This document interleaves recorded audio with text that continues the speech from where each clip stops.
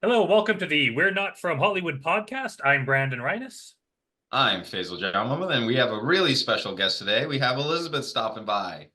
I think Elizabeth and I have worked together a couple times, maybe. I'm not sure. Yeah, She's kind like of a once or stranger twice to at me. least. Yeah. It's a rare occurrence. Yeah, as I'm sure everyone watching this probably knows, Elizabeth is the star of Grotesque. She was also in Hot Box and pretty much every other film I've made in the last 5 years.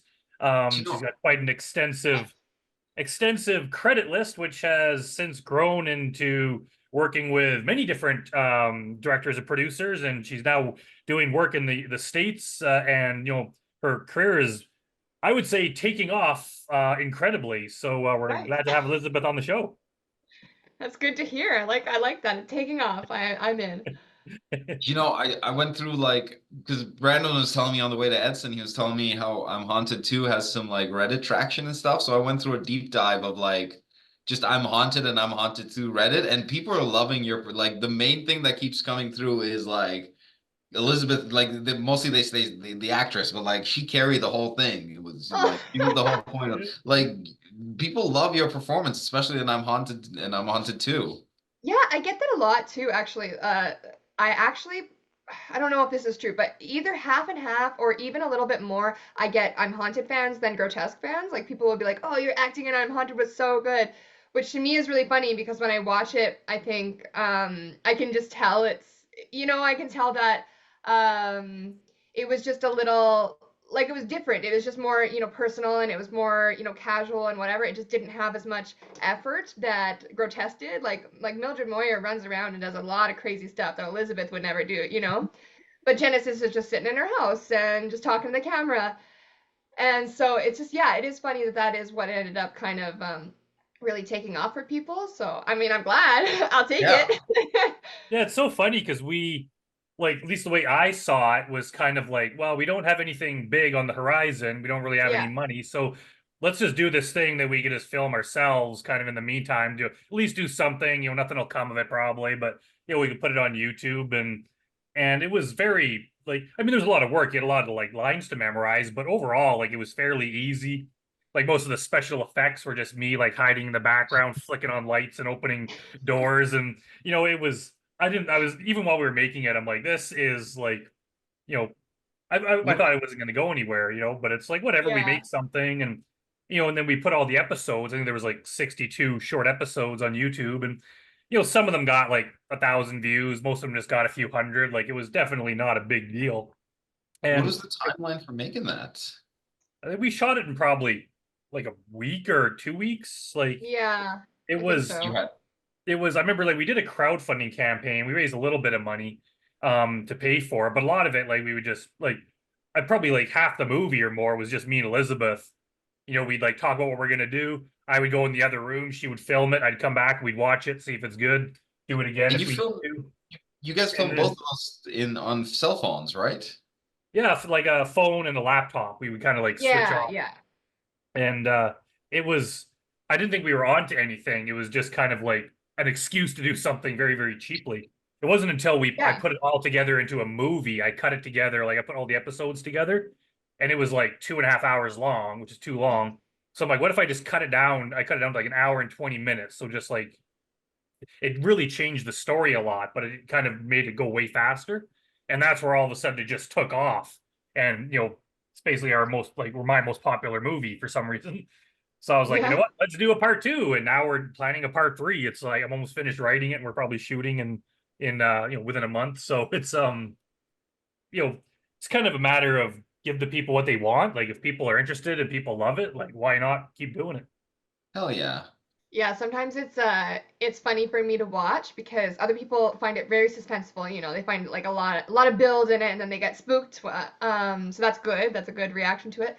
But for me, when I'm watching it and like I just see like the door creak open, or I see like the closet slide, or whatever, I just like imagine Brandon slightly out of frame, like doing all the things. Because that's basically what we did. So it just makes me laugh to watch it now. Yeah, Honestly, a lot of the time where you're talking on camera, I'm sitting like right next to you, just like watching you. It's like Yeah, just Jerry. looking at it, but yeah, yeah, I was quite surprised because, yeah, like, when we were making it, I was like, are people gonna think this is boring as hell? Like it's one Yeah. person talking. And there's even, there's comments on YouTube and stuff that I've read where people are like, I've seen it so many times, like I have it memorized, and like I it, to me, like I'm not a found footage fan. Like honestly, if someone else made I'm Haunted, like I would not watch it. It's not something I'm Right. interested in. Like Grotesque, I would probably watch, but it's just weird that there's like such a fan base for that. And I think honestly, like it does come down to your performance. Like if you had blown it, the movie would suck. Like it all came down to you. It wasn't like, if you're just one actor out of 50, you could kind of hide between the other good actors if you have to, right? Whereas with this, it's like it's all on your It is shoulders. all you. Like it's like 90% you. That Yeah. was the Yeah. first thing you guys worked on though, right? With No, that we done a bunch of shorts. Was it after Hop? I think it was after Hotbox. It was definitely after Hotbox, yeah. Yeah, and we had done Horror Week, so we had done a bunch of shorts, and we had done the project Cold Comfort Right, right, right. first. Yeah. Yeah, actually now, yeah, I remember because we were actually it was while we were shooting horror weekend. Right. We were doing the piece at that park that's like 5 blocks from my house, and we were all like Right. walking there. So it's like, oh, we have a minute to talk. So I was like, hey, I got this idea about doing this thing or whatever, and then yeah, that's kind of how it all came together. So yeah, so why don't you tell everyone like how you came to start working with Higher Universe? Well, I was in university. I believe I was in my first year of university, and I had moved to Edmonton to take theater arts at Grant MacEwan University. And yeah, I think I just saw the casting call on Facebook, I believe. I'm not exactly sure who posted it. It might have been Mike Charnay. It might have been Katie. I don't really know. But anyway, so I just saw this casting call. It was in like a business room at a hotel. I think it was at the Chateau Nova. Yeah, it Yeah, was. Yeah. yeah, off the yeah. So I just showed up and I didn't really know where to go. I just kind of like walked around and then I saw a bunch of other people sitting around and I was like, "Are you guys here for the audition?" Like I had never auditioned for anything before in my life other than obviously into university, but that was it. Like I'd never been into a film audition before, so I was like, I don't really know what I'm doing. And there's a bunch of people sitting there, so I was like, "Are you guys here for the audition?" And they're like, "Yeah." And I was like, "Oh, okay, good." And they're like, well, good luck. And then they'd walk into the room and whatever, and I'd walk out, and they'd be like, they're really nice, don't worry. And then they'd walk out, and I'm like, oh, okay, thanks. I am worried, but thanks. thank you. Yeah, it's like, I'm gonna be stressed, it's okay. So I walk in to the room, and there's, yeah, Brandon and Katie are sitting there, and there's a camera that's like recording, and they let me know that the camera's recording, and that's just for them to look at after and whatever, and just to see how I look on camera and whatever. And I was like, okay. And so I just did my lines. I did my, I did my little audition. And then Katie and Brandon looked at each other and they're like, oh, okay. Any notes on that? And Brandon was like, no. And Katie was like, yeah, me either. And I was like, okay. And then Katie was like, actually, here, can you try that? Can you do that again? But can you be really annoying? Can you be less likable? And I was like, yeah, okay. So I did it again, just like, yeah, really, really trying to get on the person's nerves. And then she's like, great, that's all I need to see from you. Like, have a good day. And they said hi, bye, whatever. So then I left, and I did not think I got it. I was like, I don't really know what that was supposed to go like, but yeah, I don't know. So I left, and then, yeah, they ended up hiring me for the role. And we just kind of kept working together from there.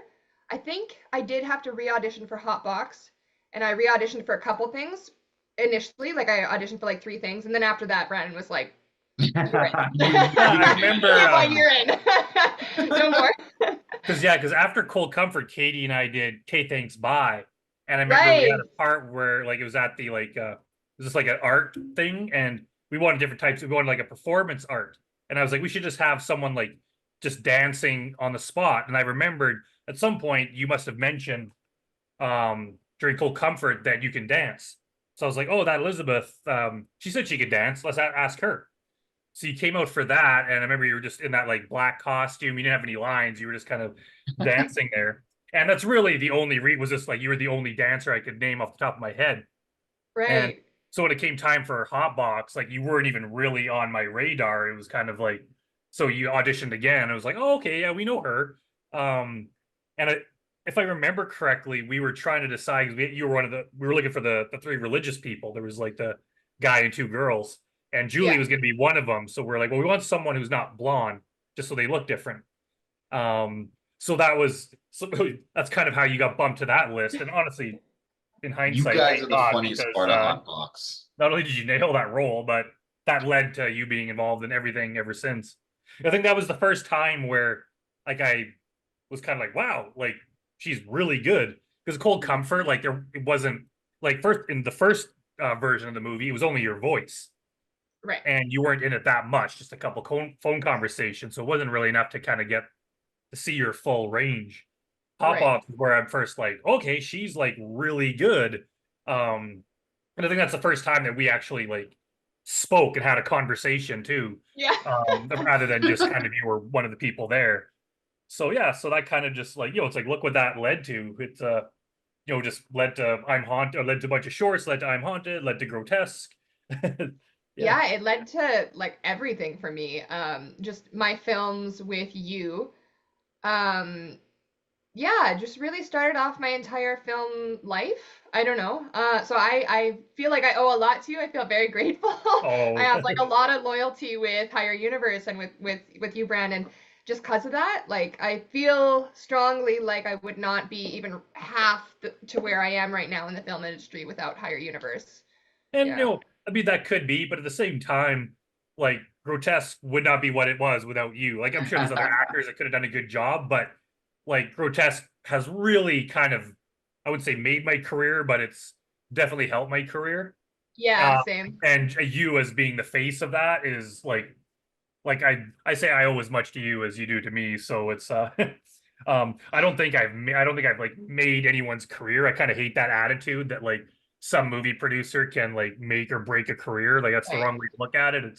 It's like as a filmmaker, it's like I'm as lucky to have the people working for me as vice versa, because without them, like I would not have a movie or the movies would be no good.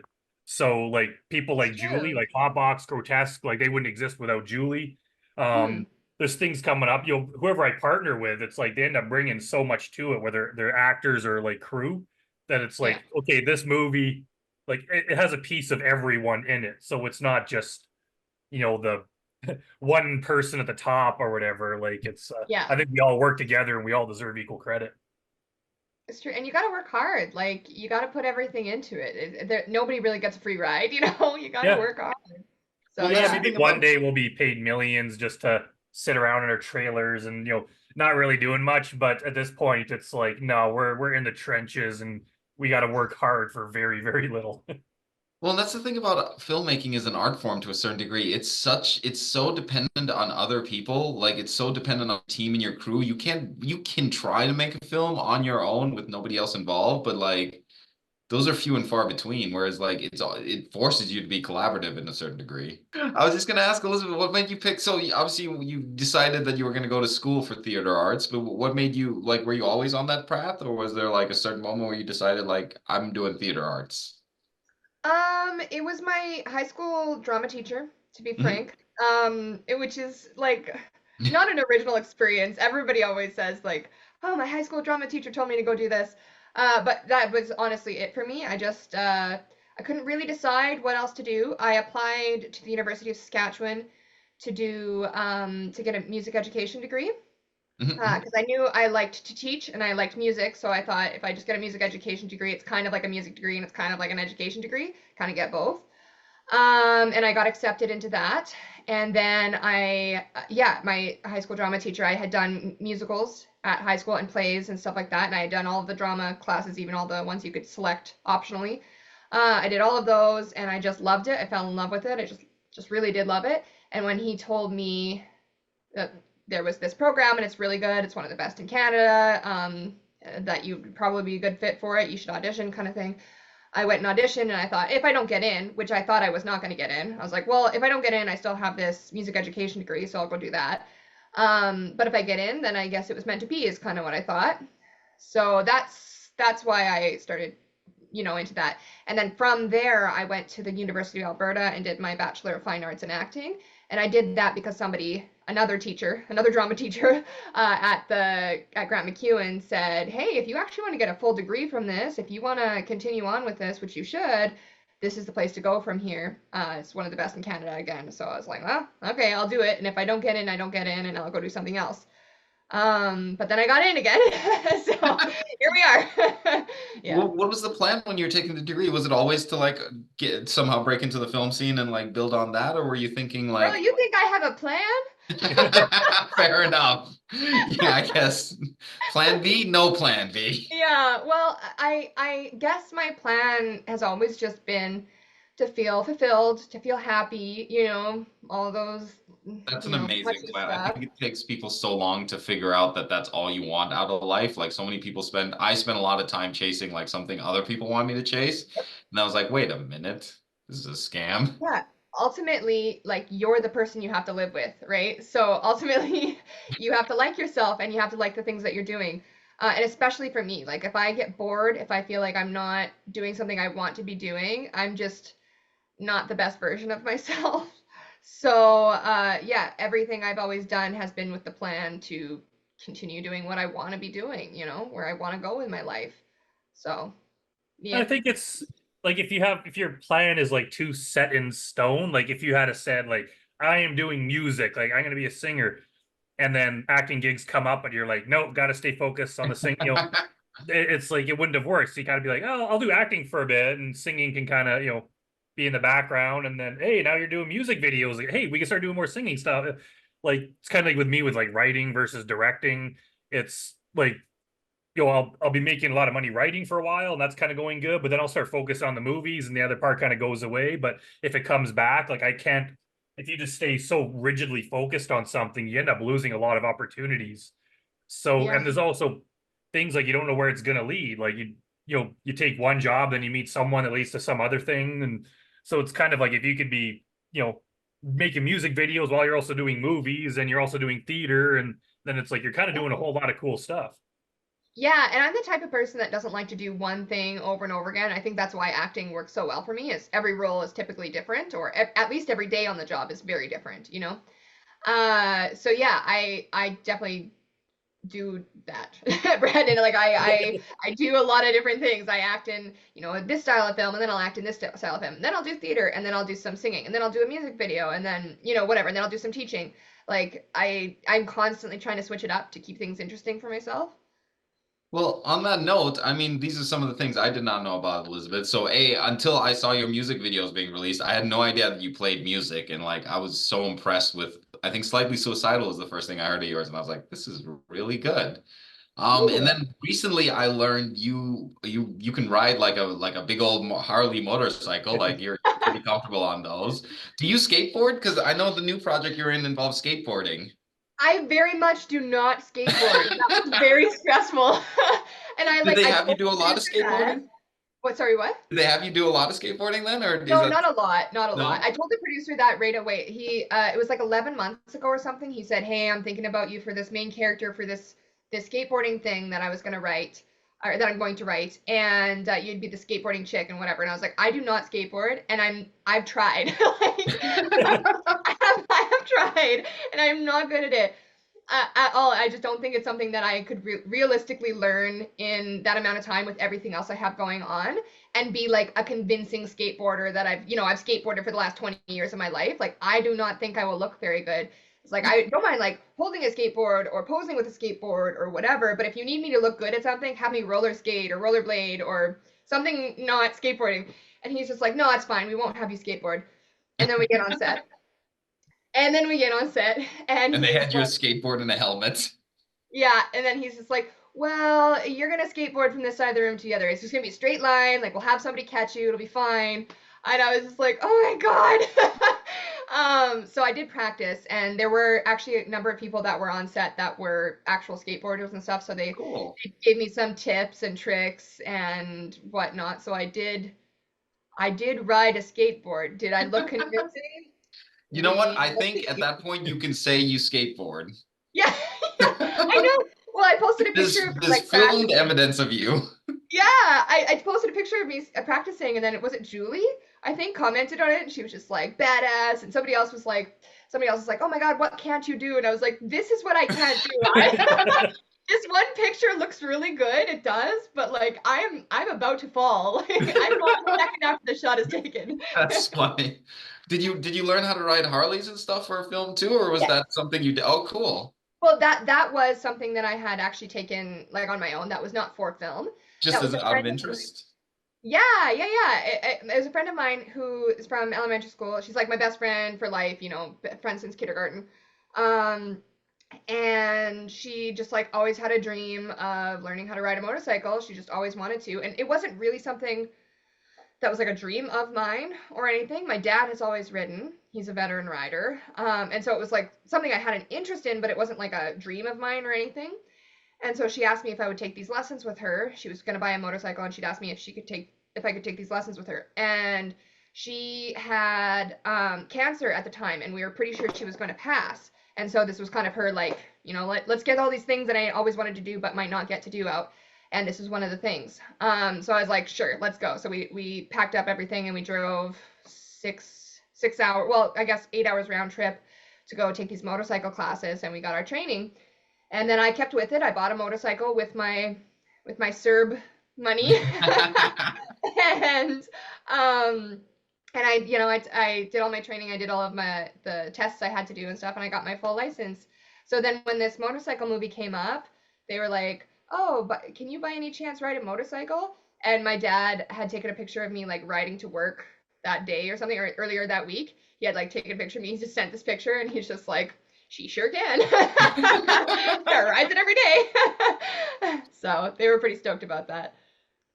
Oh, that's so cool. Honestly, I like that. Of all the things that could actually terrify me, riding motorcycles is the thing that scares me so much because they go so goddamn They fast. do go And fast there's and they're no heavy. protection around you. Yeah, and they're people don't see you very easily. So Nope. like they don't expect a motorcycle. They're looking for cars, you know.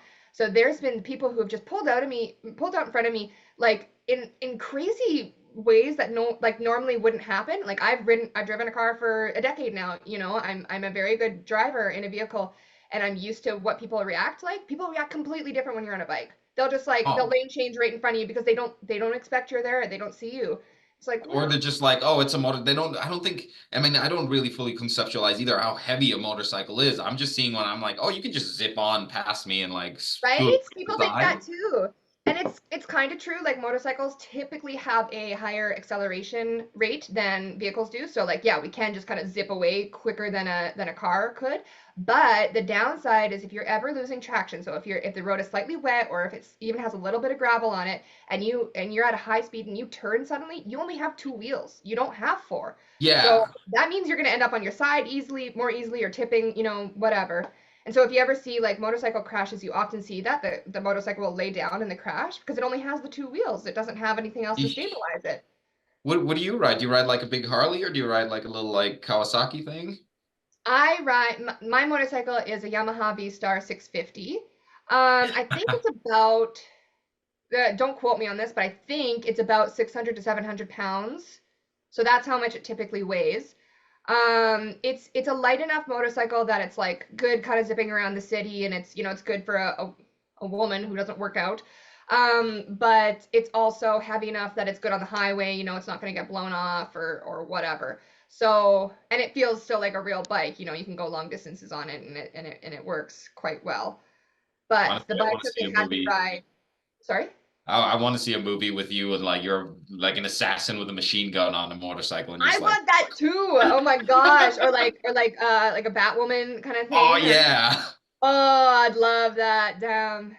But yes, the bike that they had me ride for Bikers versus Werewolves, it was something I wasn't used to. It was heavier than I was used to, and it had a lower center of gravity than I was used to. So it was kind of like just kind of wonky. Like driving different vehicles, it doesn't take very much time to adjust, but driving different bikes, it does.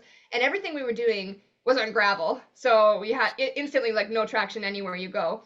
And it was all hilly, right? It's not Saskatchewan, it's not Alberta, it's in the mountains there. So that was a little scary.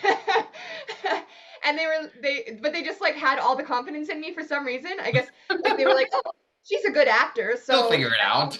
yeah, she'll figure it out. That also means she's a good motorcycle driver or whatever. And I was just like, damn, like I need practice with this thing before I'm gonna look good on it. But we didn't have the time, you know, sun setting, whatever. So I was just like, well, The guy who lended me the bike, or who brought the bike for the movie, his name's Rich Brandon. He was really nice, and he was just like, "Damn, you look good on that thing. Like, you look better on it than I do. Like, don't even worry about it. You're gonna do fine." He's so like, and he's like this big biker guy, and he's just being like so gentle with me. He's like, "You're gonna do great," and so it gave me a little bit of a boost of confidence, and so I was just like, "Okay, like I'm a werewolf hunter, and I, like, I can do this. I'm gonna do this. I'm afraid of nothing." You said Rich Brandon, and for a brief second, I just immediately pictured Brandon with like a mustache and a monocle. My alter Yeah, pretty ego. much. That's him. Yeah. I remember on Grotesque, I think it was Grotesque 2, that we had some scenes with Elizabeth on the motorbike. And there was some issues of like, because Elizabeth had her car and the bike belonged to our sound guy, David Gallinger. So he was transporting it. And we're trying to figure out how to get it around. And I remember there was some talk of it's like, well, Elizabeth could just drive the bike between locations. And I was like, no friggin' way in hell. Like, it's like, it might be I remember fun, this. but it's dangerous. And I was like, especially the we're shooting some stuff at the church there by Westmount, and like so many people have been killed in that intersection there on Grote Road. And I even like saw one of us leaving work one time years ago, and there was like a body like underneath the sheet there, some guy that crashed his bike, and like it happened, I'd say like once or Oh. twice a year. And we're shooting like right in that neighborhood, and I'm just like, I don't want I don't want our lead star crashing. So I was like, let's put the bike in the back of a truck and we'll drive it to where it's going, because it may be fun, but it's a little bit dangerous, and I have to worry about the talent. Yeah, when you're on a set, like you have to be, especially as an actor, you have to be like extra careful. You really do. Like you were talking about motorcycles and how dangerous that is. When we were in the dirt lot for Grotesque 2, where we killed Eureka, I literally just like stepped in a hole and twisted my ankle. And I was like, Yeah. I literally could not have prevented that. There was no way that I could have been safer. I was walking in a straight line. But for some reason, like that's all it takes. You got to be really careful. Yeah, we were working on something one time, and I can't remember what we were doing, but people were just, moving stuff. They were doing something, and one of the actors, like someone turned around and got like elbow bump in the eye. Oh, geez. And all of a sudden everyone's like, oh shit. Like, normally it's just whatever. But it's like if they start getting like a bump Swelling there, or a black all of a sudden eye. it becomes it becomes an issue. So it's Yep. like, yeah, it'd be like safety is always important. But when you have that added element of like, even we had problems on Grotesque where you had like a reaction to the makeup. And then all of a sudden it's like, well, we can't shoot now because your face is kind of messed up. So there's like just things like that that you have Yeah. to, Kinda messed up. worry about. Yeah. Kind of messed up. Yeah, thanks. Also, she's having an allergic reaction. I didn't see it. I was going by your words. Yeah, it was I don't think it was a reaction, but it was weird because we had used the same prosthetics and the same materials, the same adhesive, whatever. But I think it was one day we had to take it off and reapply it a couple times, and I think just the rawness of that, of taking it off and putting it on. Yeah, I had like a whole like red kind of gash looking thing. It was like Yeah, kind oh, of no, terrifying, I'm not gonna lie. when you're Like pulling around my the- face. Yeah, when It you're was pulling the glue off, it's definitely taking off like a tiny layer of skin. Like that's probably not good right. repeatedly. Right. And it's like something that I didn't react to before or after that, but just I think yeah, putting that on and taking it off so many times in a row was too much for my skin or something. But it was pretty funny. I Yeah, I looked remember kind that happened with when we shot I'm in Love with a Dead Girl. It was I think it was like we might have been the last, I think it was the last day of shooting. And all of a sudden I was chatting with Afton, who played the dead girl. She had like the dead makeup on her. right. Then she was just like, "Oh yeah, like I'm at the hospital," and I'm like for what? And she's like, "Oh, the reaction to the makeup," and she's like, "No big deal." I'm like, well, "Wait, what? Like you're at the hospital?" And she's like, "Yeah, it's like my face and my hands or whatever had this reaction." She didn't seem worried about it. She's like, "It's fine, it happens." I'll I'm like, live. "No, this is a big deal if you're in the That's hospital." such an Afton reaction too. She's so badass. She's just Yeah. like, it's fine. If that happened to me, I would be like complaining to everyone about it. I was like, "You don't got to tough it out." Like that's Yeah. kind of but that's of course after that, like for I mean for Grotesque 2 we didn't have the nose makeup anymore, but after that happened, every time we shot I was always paranoid, like we're shooting 4 days in a row, what happens if you have the reaction and then we have to postpone it a week until you go back to normal, like it could really throw off the shoot. So I would always ask Yeah. Jamie, like, is this going to be give a reaction? She's like, no, it's like it's theater makeup. It should be good. So And in the Yeah, middle of Jamie all was that really worrying good. and in the middle of all that worrying and planning, Elizabeth goes and steps in a hole. yeah, the twister ankle. Mildred's on crutches for the rest of the movie. Brandon's just Um, like, I gotta make sure this goes perfectly. I gotta plan every contingency. Yeah. What happens if we get struck by a bolt of lightning? yeah. So, Elizabeth, tell us about Mildred Moyer and kind of your thoughts on the character and your approach to playing her.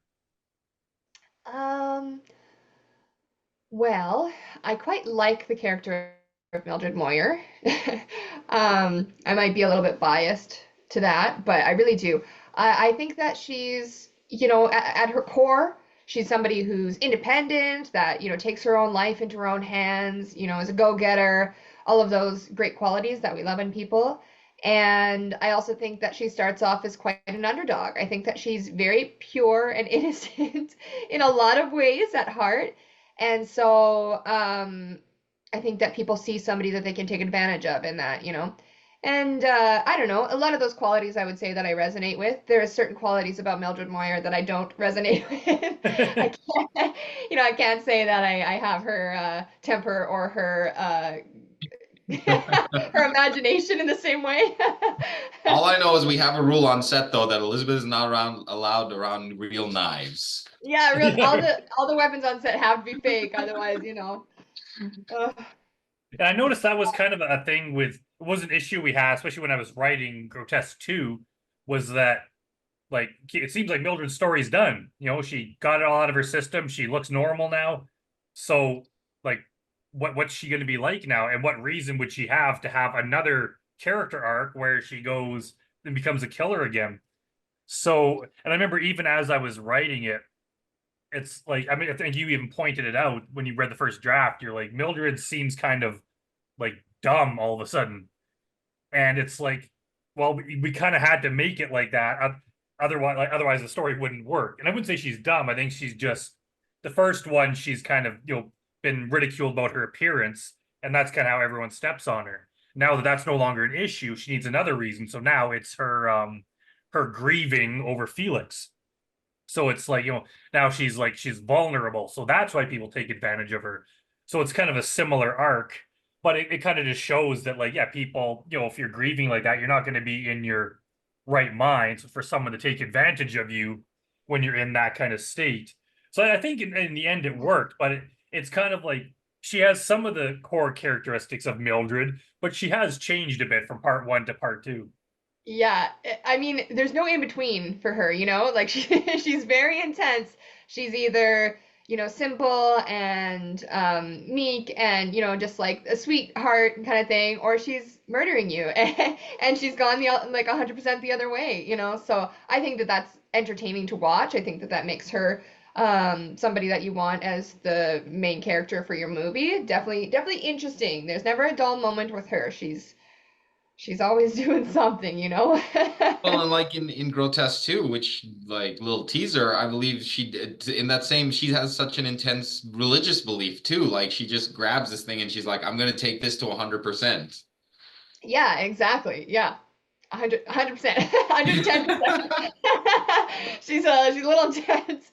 No, I agree. I think that I think people can see somebody who's, yeah, been bullied. I think there's a lot of bullying in life, even in adults, like all the time. People are picking on each other, they team up, they gang up on somebody, whatever. I think that everybody who watches Grotesque 1 or 2 can resonate with the pre-mask Mildred when they kind of go like, yeah, that sucks. Like she can't control her nose, or like, oh my gosh, she's suffering, she's grieving her boyfriend thing, maybe. Um, her Felix, like that's I think that's it, her Felix. yeah, her Felix. It's like that's sad. That's a vulnerable place to either have some sort of physical thing that people make fun of, or like an emotional thing that people are going to take advantage of.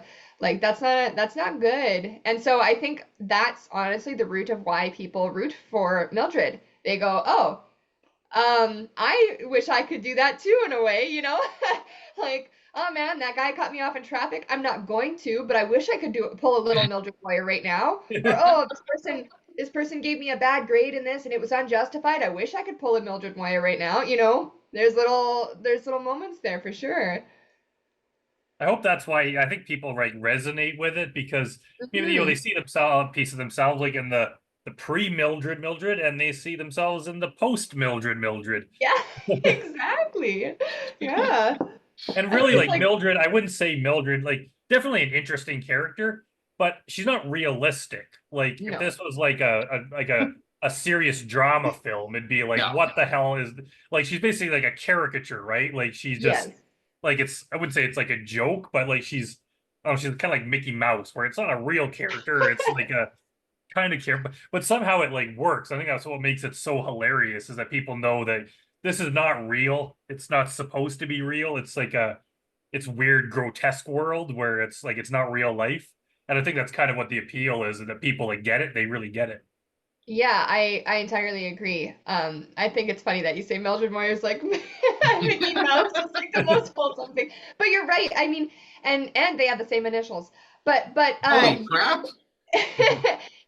you did a lot of comic writing, a lot of comic book writing. That's kind of a lot of the foundation for your style of films, I think, lies still in that. And so that's what I see with Mildred Moyer. I'm like, she is somebody I could definitely see like reading in a comic book and rooting for. She's not necessarily a hero or a villain. She might be an anti-hero, but like I read a lot of comics growing up, and that's exactly what I see Mildred Moyer's character is like. Is like bam, pow, whack, like it's just like a little bit not rooted in our real life, but a little bit still there. Yeah. And I know I've said it before, and I know that I'd probably getting shit from like writing teachers and stuff, but like everyone, they're trying to make we're trying to make three-dimensional characters, and I honestly like for me at least, I think that's the wrong way to go. Like the most interesting characters that have the longest lasting impact are usually very simple, like Mickey Mouse, Bugs Bunny, like Freddy Wolverine, Krueger. all those. Yeah, like they're usually kind of like one-note characters that are just so interesting you want to go back to them. And all these Yeah. people that are like, yeah, this movie we made and we tried to write these 3D characters, and it's like, can you name one of them? I bet you like all the characters you can name are very, very simplistic type of characters. So it's not that I don't want to give them stuff. Like there is a lot to Mildred. Like she's not simple, but she's not, I wouldn't say she's a complex character. Like she has a few traits. You get a good actor to play them. You write some funny lines, put them in the movie, and that's going to work better than if we had tried to, give her, you know, childhood trauma and all this other stuff and make a complex character. I think that just it's like once everyone's trying to do that, it almost makes it less interesting. I like the dirty Harrys, just like here's a character, this is his deal, and it's like that's kind of fun to watch in a movie. Like maybe in real life with like a romantic partner or family, you want a real person, but in a movie, I kind of just want something cooler than a three-dimensional character because that's kind of getting boring. But I mean, to extrapolate off of that, I feel like if you're, I agree with you. If someone's trying to write a three-dimensional character, like that can go on its face like heavily. But I mean, as goofy as Grotesque 1 and Grotesque 2 can be, we can still pull a lot of themes of like bullying out of it and like an anti-bullying message. We can pull like the fallibility of like religious I don't know. These are things that you can pull out of it, but I don't think you, Brandon, necessarily sit down and like, I'm gonna write a skewering political satire. But I think Yeah, no, writing a I story. actively try not to do that Well, and so because you're writing a story, and I think as stories naturally, like it comes from it's informed by your experience, and so like we get these themes that you probably didn't even intend, but like when you look at it from a third party, I don't know. This is why I love film, is because like it's one of those things that you can put out into the world, and the meaning can change based from person to person to person, just based on like context and information. yeah, and that's how I want to do it. Like if I almost like I hate movies that have a message, like especially one where like it's okay to have some sort of theme, but it just seems a lot nowadays. It's like they start with a theme. This is my political message of the movie, and it's gonna hammer that message home the whole movie. And it's like, well, I could read like a Facebook meme or something and get that same. I don't want to watch a whole movie for it. Like a movie is supposed to be entertaining. So even grotesque, like there is meaning. Even after it might have been after the movie came out, Elizabeth pointed out, she's like, yeah, there's kind of like a theme there of like the underdog, how there's like the homeless people, and it's like they're all kind of being nice to Mildred, and that's that's not really part of my belief system. I don't think I didn't try to do that. It's just something that worked its way into the script, and someone outside of myself saw that in there.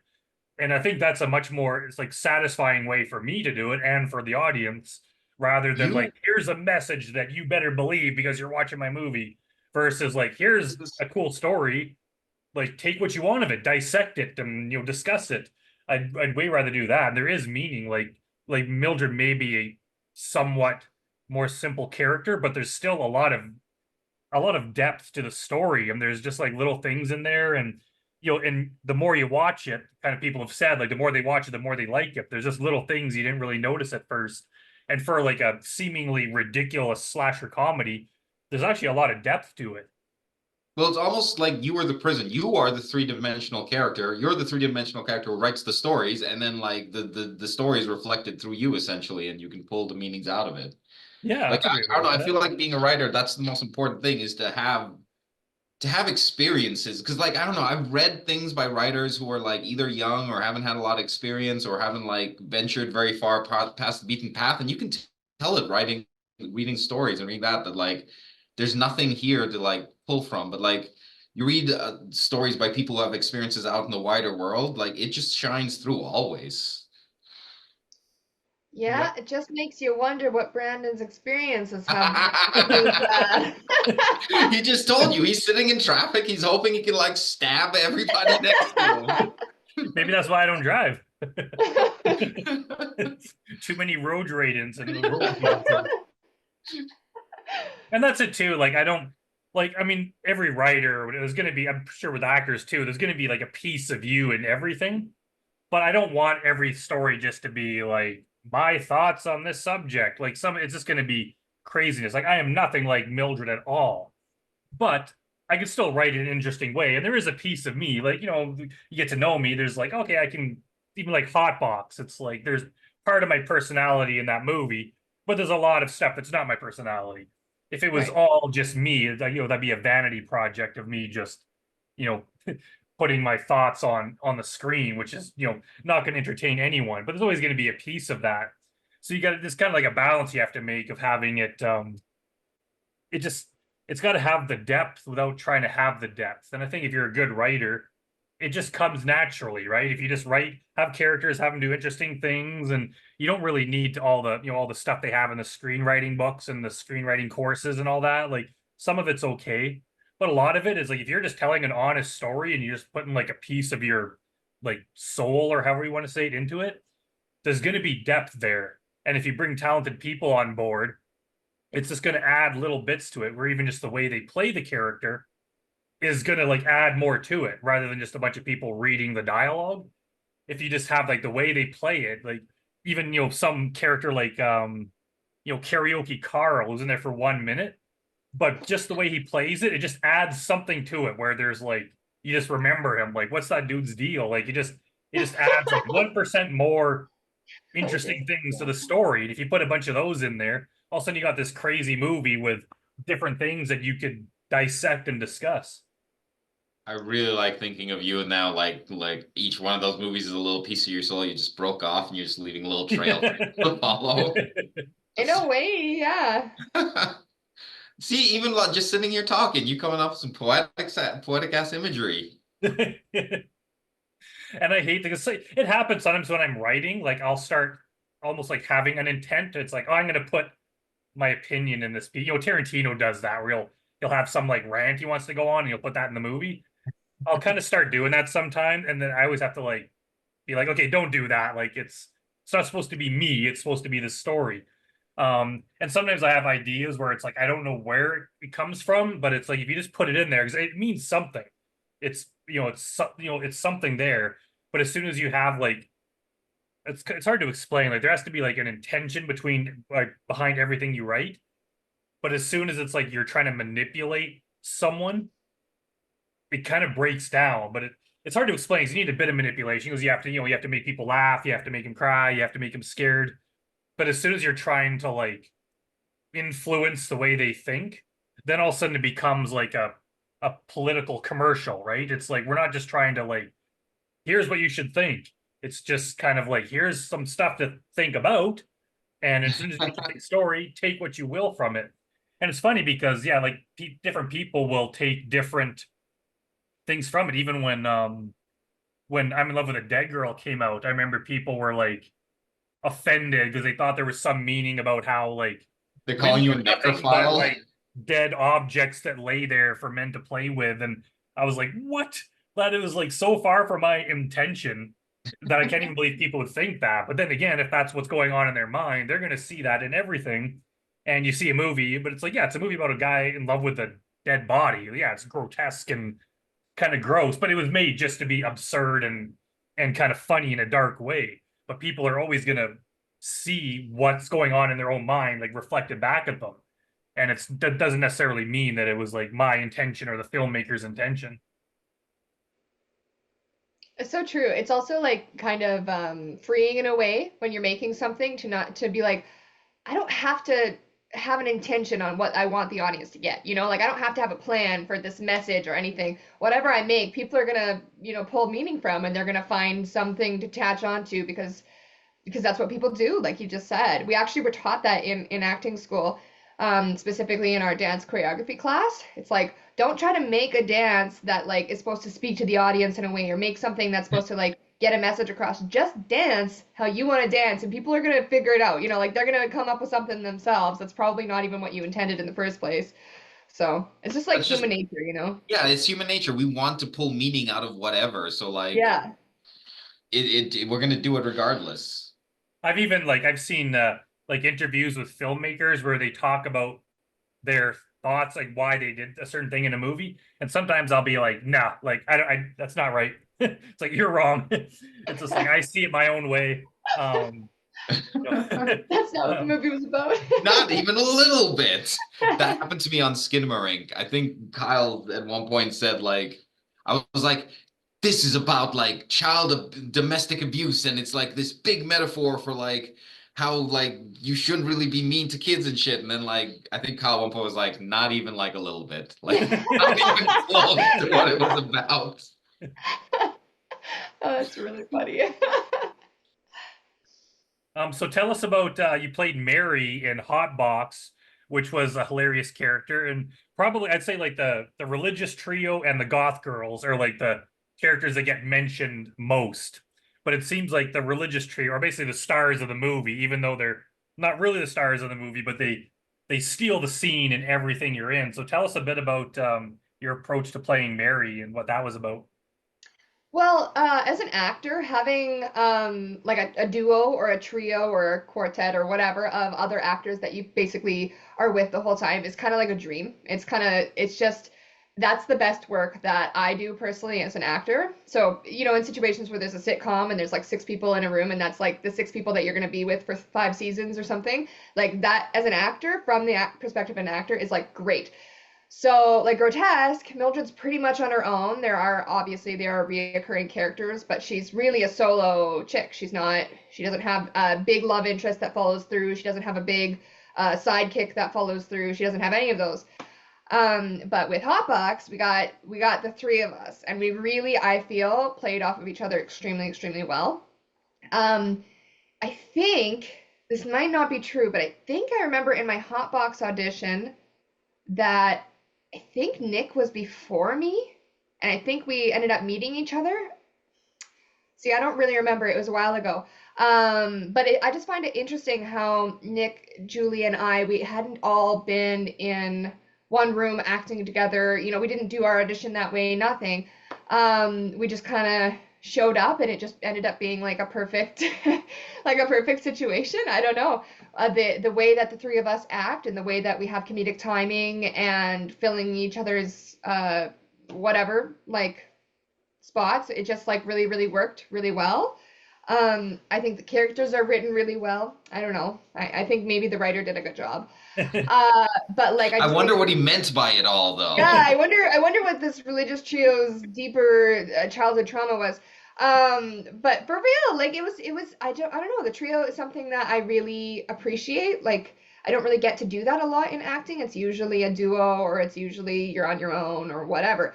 But like the three of us just really got to play together the whole movie basically and just kind of make fun and be comedic, and we worked really well together. So I really do cherish that, like just as a memory for myself, not even just as a project, but as a memory just for myself. Like it's just so, yeah, I really like made good friends and had a good time, you know? I think it was a landmark moment in like Edmonton film, just because like at least for me, this was the first time like I didn't know the background details of it at all, but when I showed up, I was like, oh, this director has gotten like this big ass camera and all these lights, and he's got this entire house, and he's just setting up in different parts of this house, and he's got people coming in and coming out, and like to me, it just looked like the peak of logistics. So like Yeah. I think and a lot of us met each other. Hotbox in a way for me was like the first real big film kind of thing that I did, because Cold Comfort, like Brennan had said, was initially just a voice recording first, and then after, I think it was after Hotbox, right, that we recorded the project with the actual video. Yeah. Um, yeah, and so Hotbox actually being on the set was like my first proper set I had ever really been on. And yeah, I felt the same thing. I was like, "Ooh, that's a real camera. That is a Those are big real camera. lights." There's fog machines, and everybody's Yeah. asking Brandon where he wants the lights. I'm just like, man.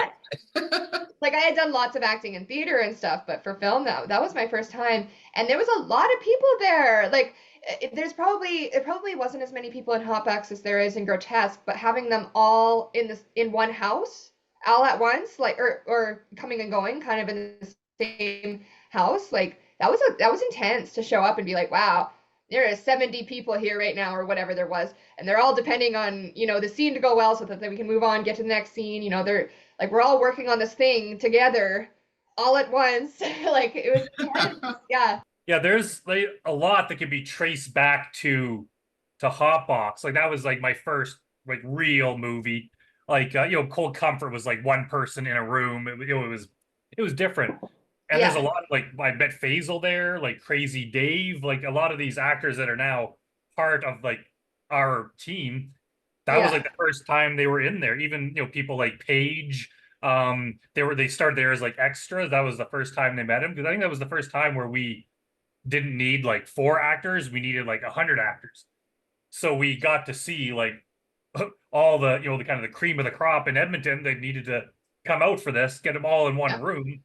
And it's just like, oh, that's where we met Nick, and that was kind of Julie's first big movie with me. And so, and that's when all those people got to meet each other.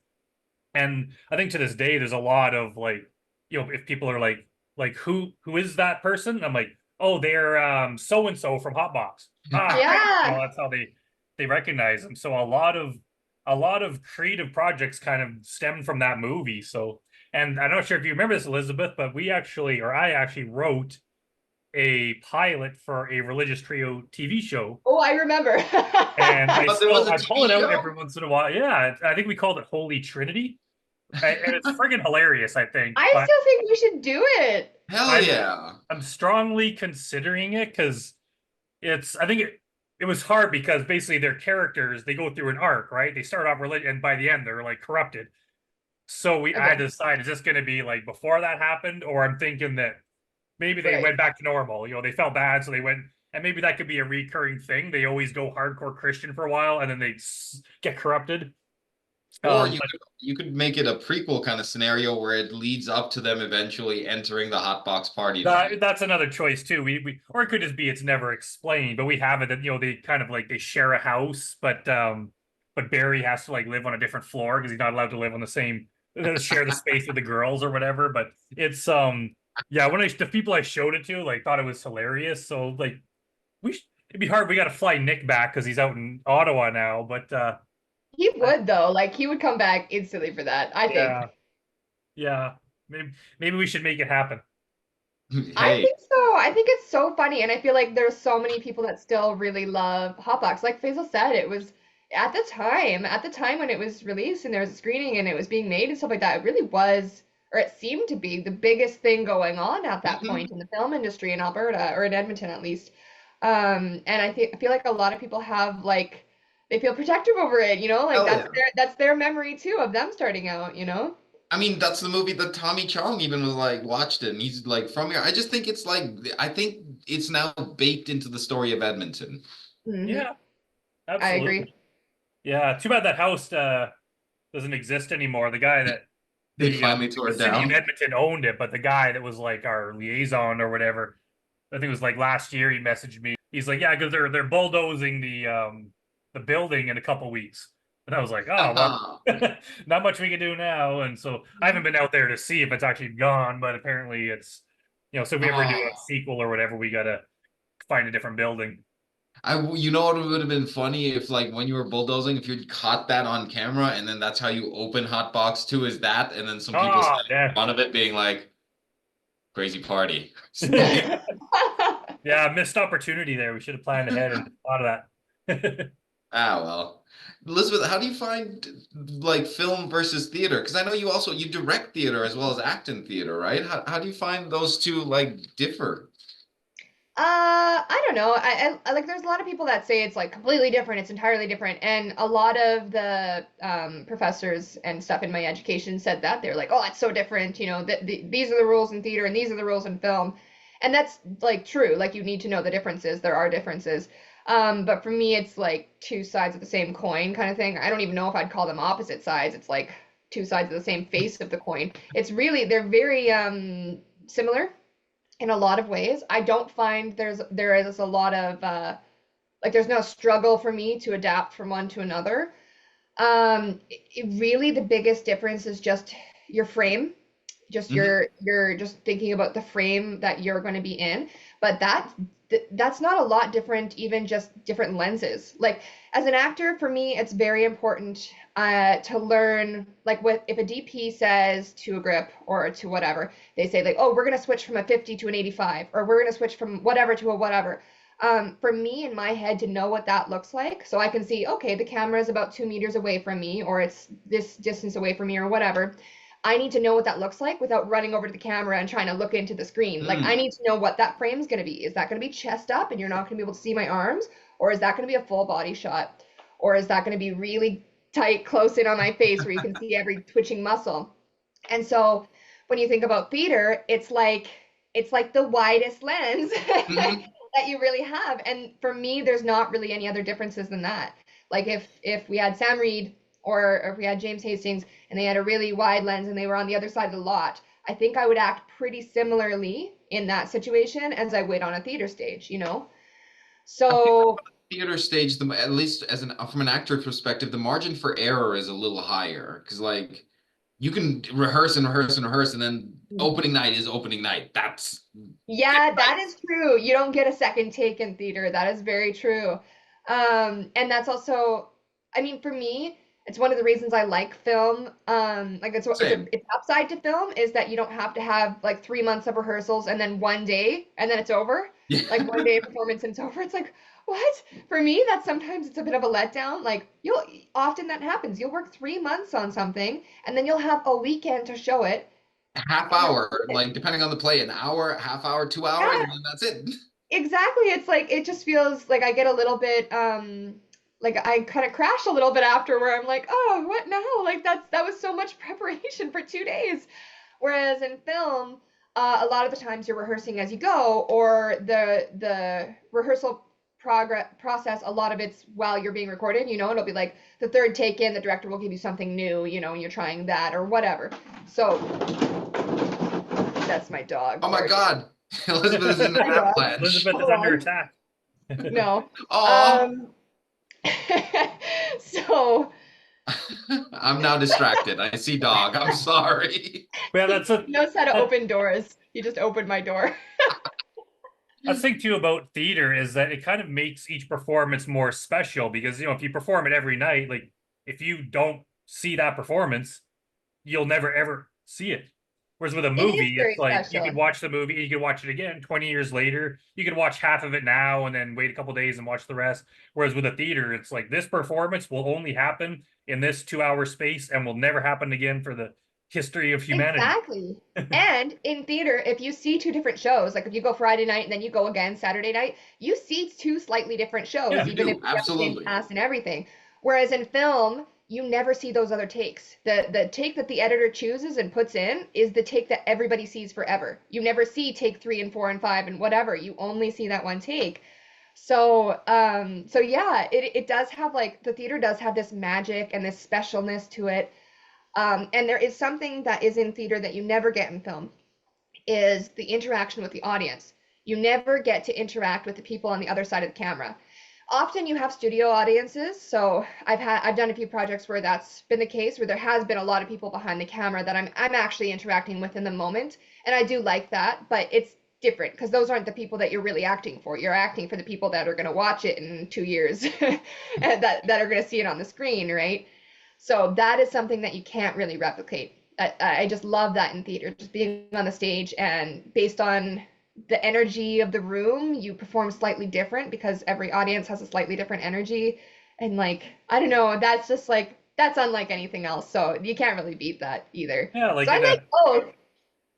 so yeah, it's like if you're on the stage, it's like you say something funny, the crowd laughs. It's like, okay, they laugh. Whereas if you do it on set, it's like you say this joke, no one laughs. Yeah, You know, it's like, yeah, okay, wait a year or two until the movie comes out. Then you get to see if people laugh. And if they don't, then it's like, oh, you know, I could have adjusted, I could have said it differently, but whatever, it's the chances exactly. are. That's so true. Like when you're on stage and you perform something and the audience laughs, you're like, okay, I know that that's funny, great, or I know that the way I delivered that is good, whatever. And then the next night you might do it the same, or you might do it differently accordingly. But in film, you don't know until you're at the premiere. Yeah. And so, oh my God, that's so stressful. You're at a premiere and you're like, okay, this joke's Are they coming gonna up. laugh? Are they gonna laugh? Are they gonna laugh? Yeah, exactly. Like you don't know. Or Or like if they people laugh laugh. at the wrong time?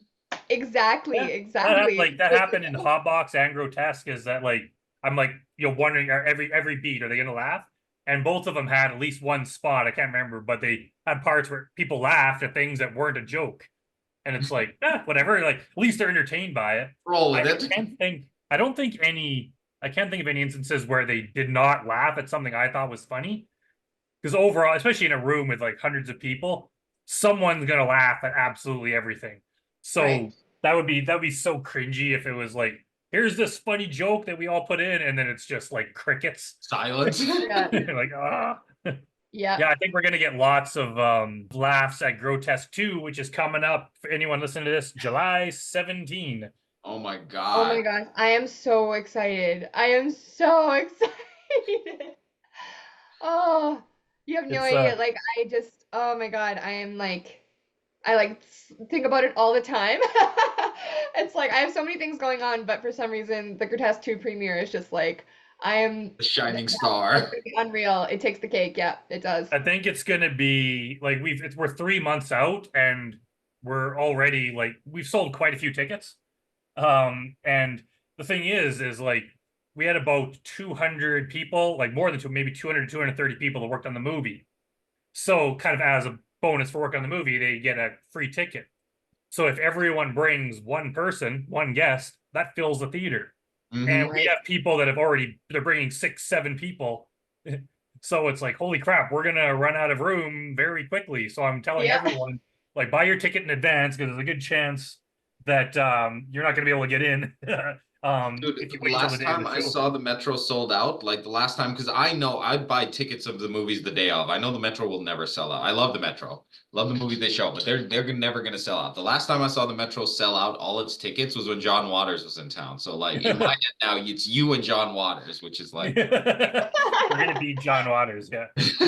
I would love to see that sold out. And I mean, we could always do more shows, but it's like we want that first night. It's gonna be a big deal. I think it's gonna be. I hope definitely for me, it's probably gonna be like the biggest event of my filmmaking career so far. And I'm hoping it's the same way for everyone else. Like I hope we just like everyone gets so much out of it, and I hope just like seeing themselves on screen and all their work, and I hope it just leads to like more more opportunities for like everyone involved in that. Oh, it well, will. It's yeah. gonna, like, people are gonna go crazy. They're gonna go wild. I just feel it. I just know, like, the hype with Grotesque 2 is real. Like, people are so excited.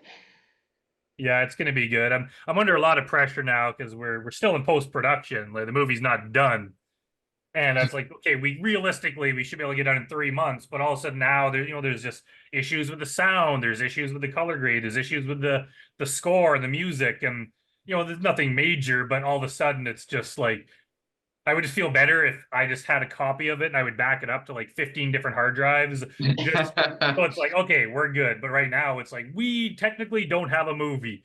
Mhm. So it's like trying to fix all these things, put out all these little fires, but So it's hey, if you're listening, come out and watch. Did Brandon make it? Did he not yeah. make it? Come find out. Do we have a But movie? Do we to not? be honest, like we've Nobody knows. all three of us have seen the cut that we have so far. And honestly, even without music or anything, it's pretty good. So worst It's case, funny I'll as show hell, dude. that. It's really good. Yeah, I'm very it's proud.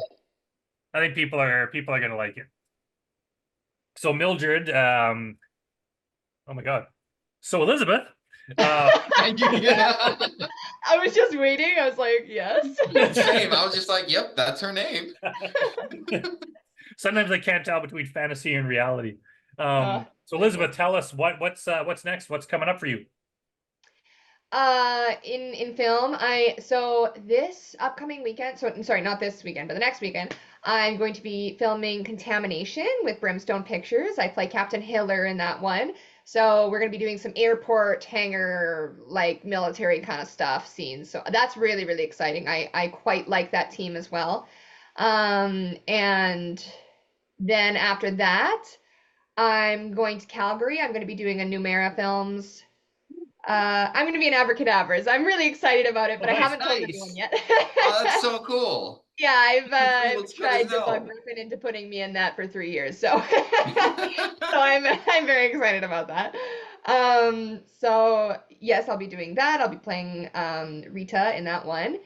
And then after that, I'm going to Vancouver. I'm going to be in Warren Dean Fulton's movie in Vancouver. It's a movie about like there's bikers in it as well, but I'm not actually a biker in that one. There are vampires and there are whatever. There's a lot going on in that movie, so I'll be there for about a week. I think I do ride a motorcycle on that one as well. Um, but we'll find out. Things are constantly If they changing in don't, they better put a that motorcycle atmosphere. in there. Yes, he's like, I have a motorcycle for you, and I have a costume for you. I was like, do you have my measurements? He's like, no. I was like, okay, great, I'll be there. So Elizabeth, sounds like you're really busy, and we got between the three of us here, we have a few projects coming up that I haven't announced yet. So we got a lot of exciting things on our plate, and we can't wait to work with you again. Yes, I Yeah. can't wait either. So thanks for being on the show, and we will talk to you soon. Yeah. Thank you. Bye. I Bye. So yeah, that was a great interview as always with Elizabeth, as expected. There's always so much more I want to talk about with her because like we've worked on so many things. Like we talked about, Hotbox Grotesque, the big ones, Mhm. but we've probably worked on like 20 smaller projects. Oh And man. each of them have stuff I kind of want to discuss because you always talk about the big ones, but it's like some of those like short films and things. I mean, I'm sure she has an interesting perspective on that. So we're definitely gonna have to have her back on the show.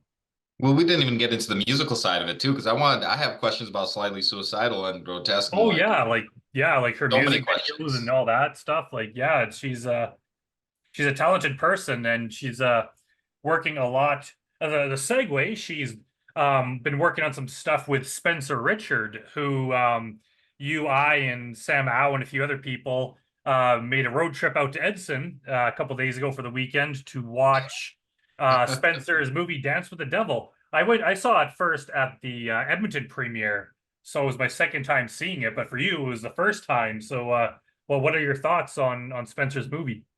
Oh man. Okay, so I really like it. I mean, he said James Bond when you in the documentary, I think, and like halfway or like maybe even a third through the movie, like James Bond was already what I was like, all right, I see what's going on here. This is the kind of James Bond thing.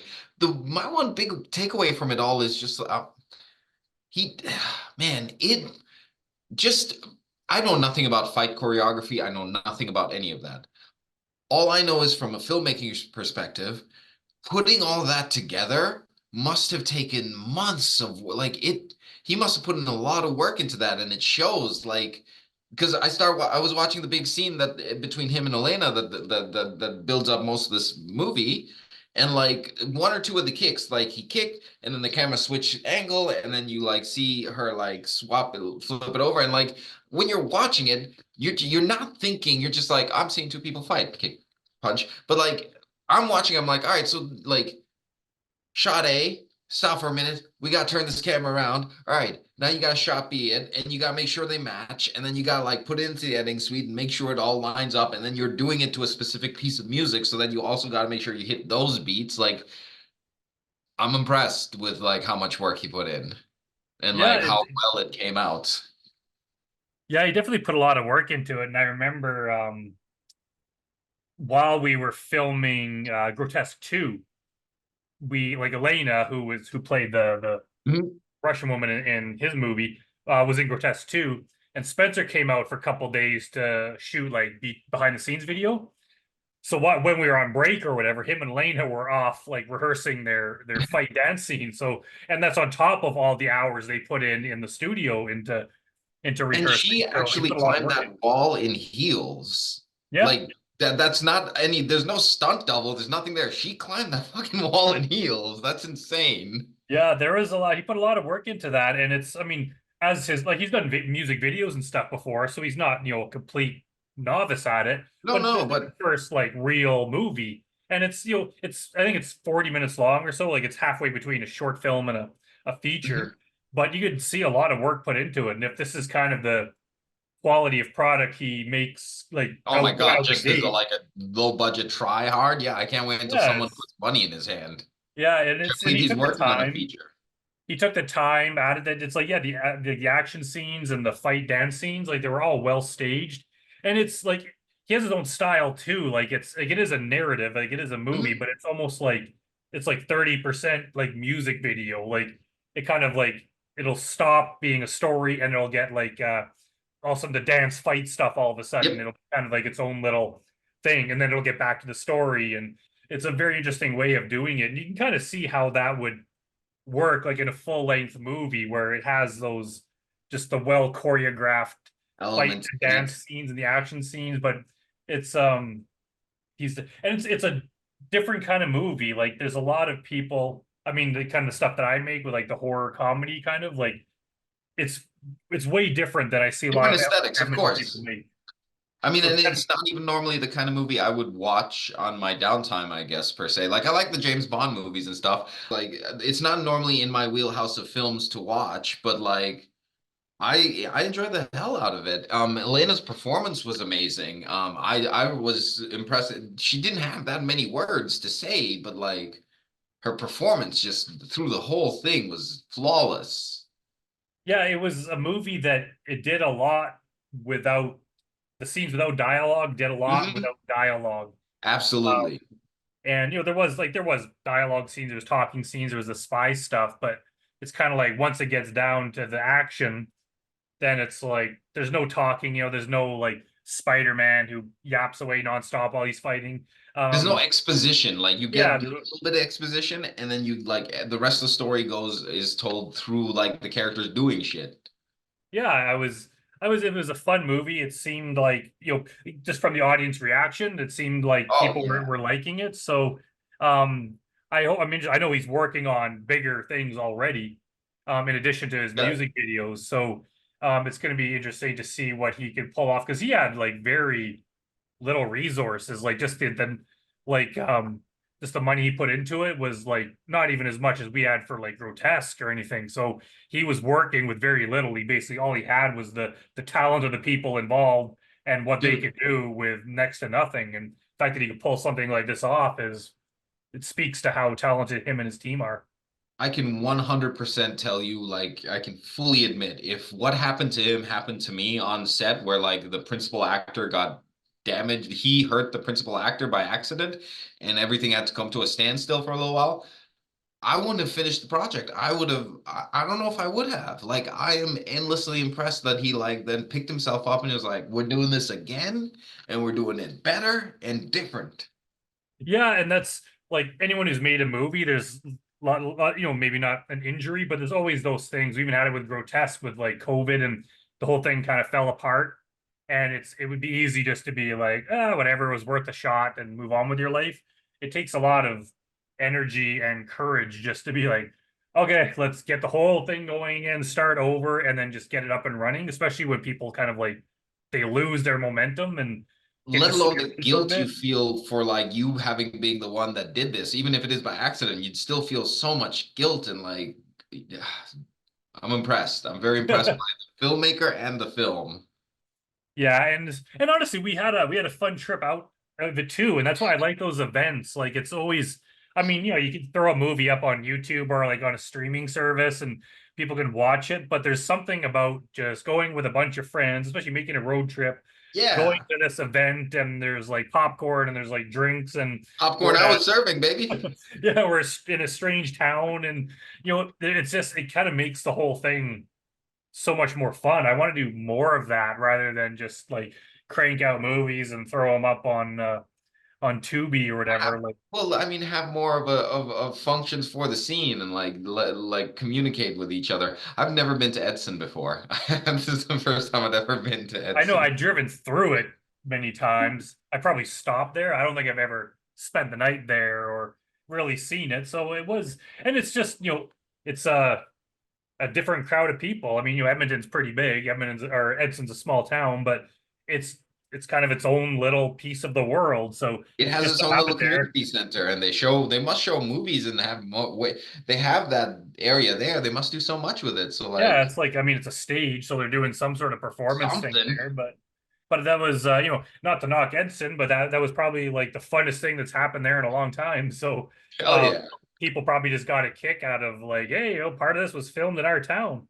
I was making a joke in the restaurant, but I 100% guarantee you, like, at least for one or two couples in that restaurant that we were eating in before we went to the theater Yeah. were then also going to the theater. And like, Yeah. it's wild to me sometimes. Just And I mean, it wasn't a huge theater. I think it was like 140 people or whatever, but Mhm. it was pretty much filled. So like for a small town like that, that's like that was an impressive turnout. And if And there was talk about reacting for all the moments. I think in the documentary part, Richard Spencer and I keep wanting to call him Richard for some reason.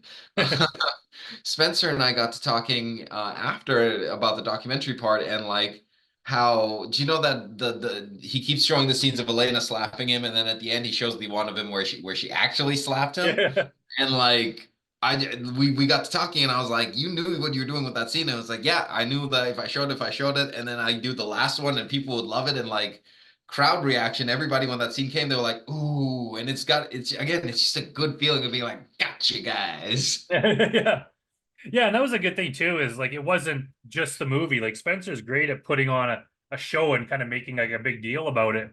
So he had the movie, but he started it with a Music new music video. video, and then he kind of went on stage, talked a little bit, and then they had a break, and then he came back and he had like a behind the scenes video. So he kind of just put a little bit more effort rather than just like here's the movie, go play it. Like he kind of made an event out of it, and he His showed, wife spent 4 or 5 hours in the pool filming that music video.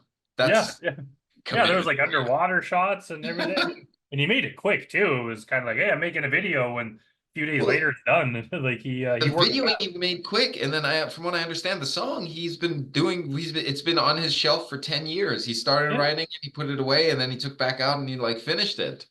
I guess it's one of those things where it's kind of been in your mind, and then one day it's time. I have things like that too. I have things like stories I came up with in college, and it's like one of these days I'll actually make it happen. But it's now is not the right time, and so I guess for him, yeah, One there of these you days, I'm gonna finish go. writing this fucking thing.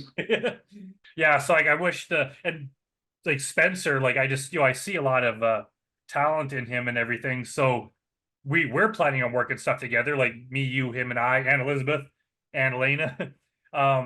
It's kind of like, hey, if we're all doing stuff, why don't we combine our resources and make an even bigger project? So it's like I'll have my things, Spencer will have his things. Sometimes we can work together. We'll see how that goes, and like I'm sure we can make some really cool things out of it. Hell yeah. No, I'm looking forward to it. I think overall, like my review of the film, the documentary, and the associated Edson trip, I'm gonna give it a big old 10. Let's do it. Let's give it a 10. Maybe a 9 because I'm hungover. Other than that, we're all good. I stayed in a hotel by myself away from you guys, and I Probably the right decision. got to watch the hockey game and then go to bed early. So Oh my no God. hangover for me. So I'll give it a solid 10. Oh, we were up till 4, had to get up at 8:30 so that we could head out. It was just like, oh God. I feel even when Spencer picked me up the next day, and he's just like, sometimes it feels good to be a responsible person and just go to bed early. And I'm like, yeah, it does. Yeah, because we were all dying in his kitchen, and he's probably looking at us being like, these fucking guys. Was like, I'm well rested and ready to go. It was a fun trip though. We were talking about it while we were there. I can't remember if you were part of that conversation, but I would love to, if we can get a way to make it work and just travel around at least Alberta with say Grotesque 2. And we have it's like Little we showing in each town. Do a yeah, four wall the fucking thing like they did with Dolomite. yeah, like we doesn't have to see it, but if we could rent the theater, sell enough tickets to pay for the theater and pay for the gas and a place to stay, and hit every possible place that Sell would some take us, tickets. I'd be down to do that. it might work, or it could be an abysmal failure and we're just out a few $1,000. But Listen, worst case scenario, we have an amazing road trip that then becomes the basis of the next movie. yeah, at the very least, it'd be fun, right? And it's like, okay, if we even lose money, but it's like, oh, it was a fun trip. And, I know there's people that tour the world with their movie. So Do you know there's what? gotta be a And way.